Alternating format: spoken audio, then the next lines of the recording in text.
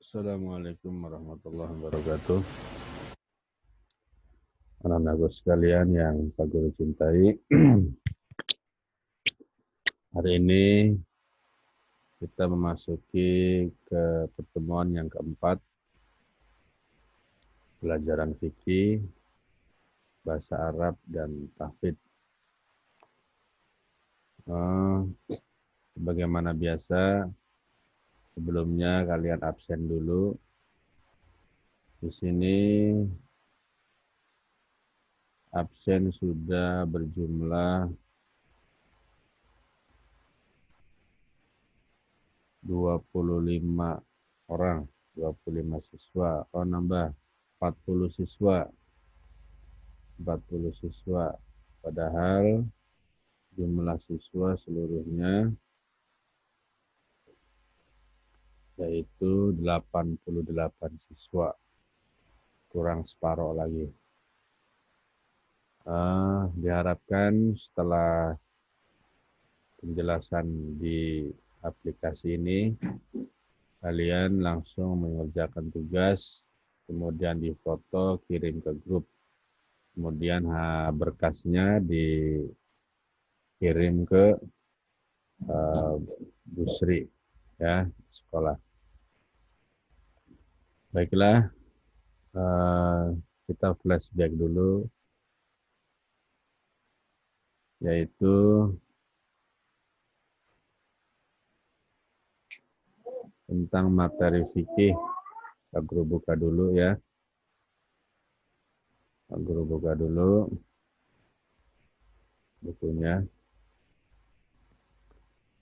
Masih tentang penjelasan tentang macam-macam air yang bisa yang suci dan mensucikan. Ya, ada berapa macam air yang bisa suci, yang suci dan bisa mensucikan? Ada 7. Ya, yang pertama air sumur, kemudian air laut, kemudian air sungai, terus air mata air salju, air embun, dan air apa satunya ya? Ada 7.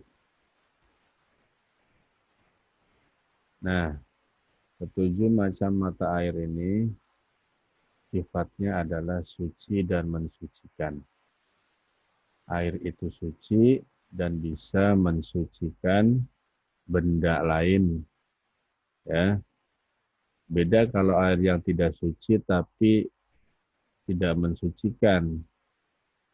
Seperti misalnya air teh, itu suci tapi tidak mensucikan.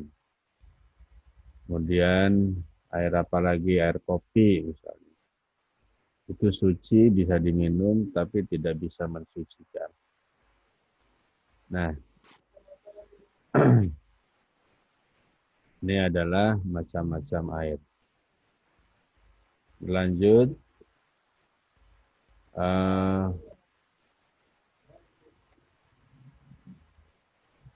di dalam surat Al-Anfal, air hujan ini sudah dijelaskan, dan di dalam surat Al-Furqan, kemudian air laut dijelaskan di dalam hadis riwayat Bukhari, Muslim, Abu Dawud, dan Tirmizi, serta Nasai. Kemudian air sungai dijelaskan di dalam hadis riwayat Bukhari, Muslim, dan Ahmad. Kemudian air mata air dijelaskan di dalam hadis riwayat Ahmad, Abu Dawud, Tirmizi, dan Nasai.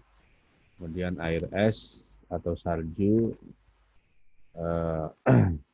dijelaskan dalam hadis riwayat Bukhari, Muslim, Abu Dawud, Ahmad, dan Nasai.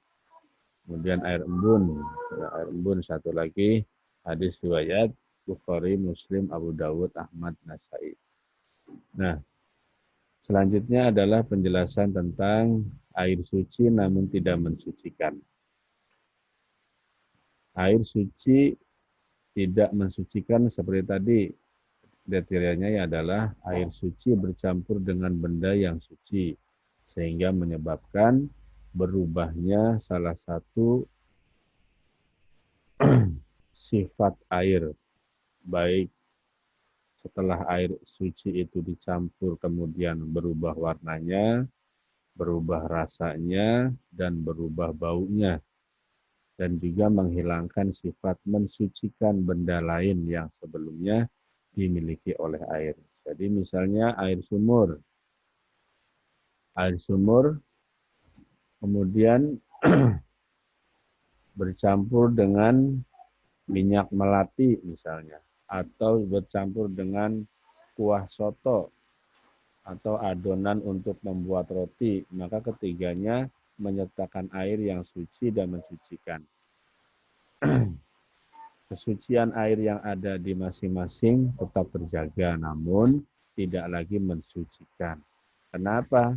Karena berubah warna, berubah rasa, dan baunya tidak lagi seperti semula air putih.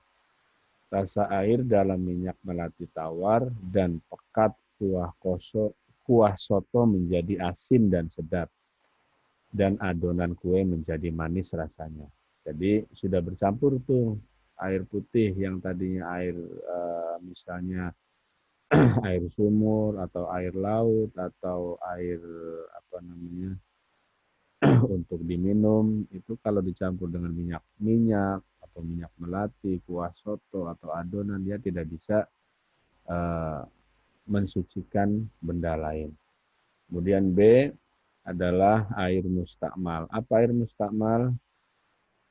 Air yang sedikit ukurannya atau kurang dari 2 kulah dan bekas pakai untuk menghilangkan najis maupun hadas. Jadi airnya sedikit untuk menghilangkan najis. Nah, air tersebut namanya mustakmal.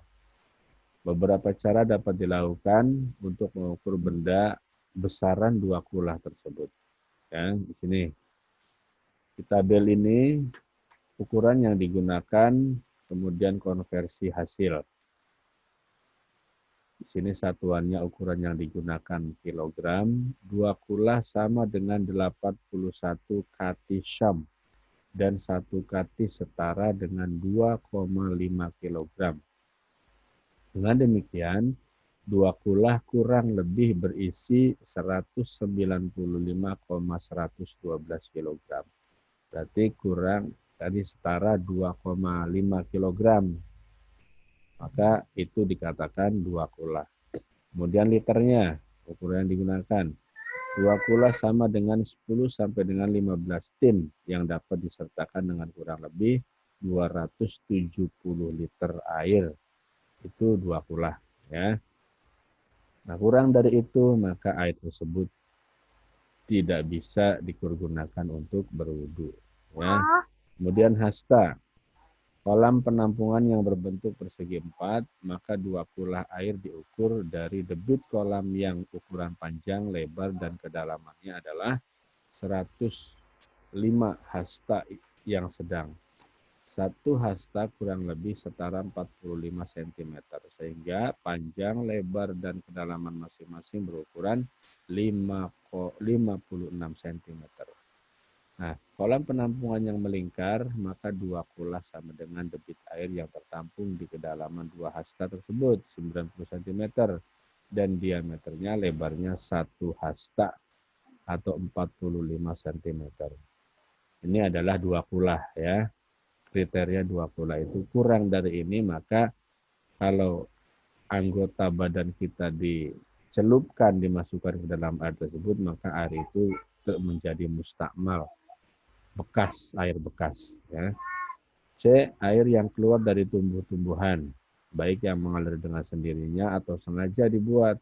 Buah-buahan yang segar biasanya memiliki kadar air yang tinggi. Ketika dibelah, air akan menetes dengan sendirinya. Bagi orang yang kehabisan bekal air di hutan belantara, terkadang menebang pohon yang memiliki kadar air tinggi untuk diminum. Ini namanya air suci tapi tidak bisa mensucikan. Ya, cukup. Sekarang untuk pelajaran fikih sudah Pak Guru sebar tugasnya. Sekarang kita beralih ke materi bahasa Arab, ya. Arab.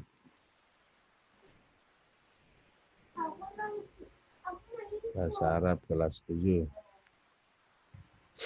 Nah, bentar. Bahasa Arab 9, 8, bahasa Arab kelas 7.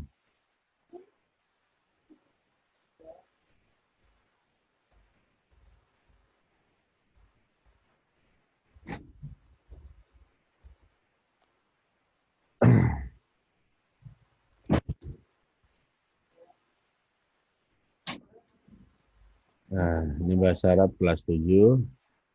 Ini tadi tugasnya udah Pak Guru WA ya. Nah, nih.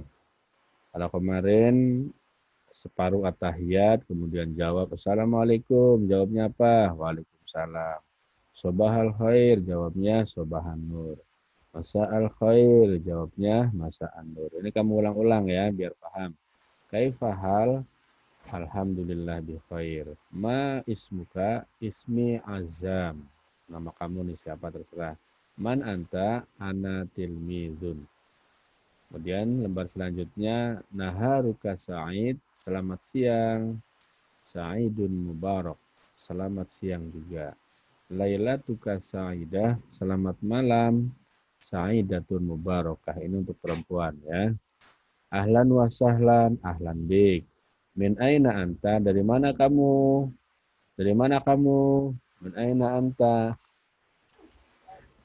Ana min Malanej tulisannya, tapi bahasanya Malang. Ana min Malang. Saya dari Malang. Syukron. Terima kasih. Afwan, sama-sama.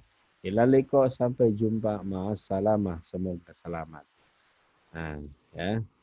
Kemudian al-alimun, pengetahuan atau profesi.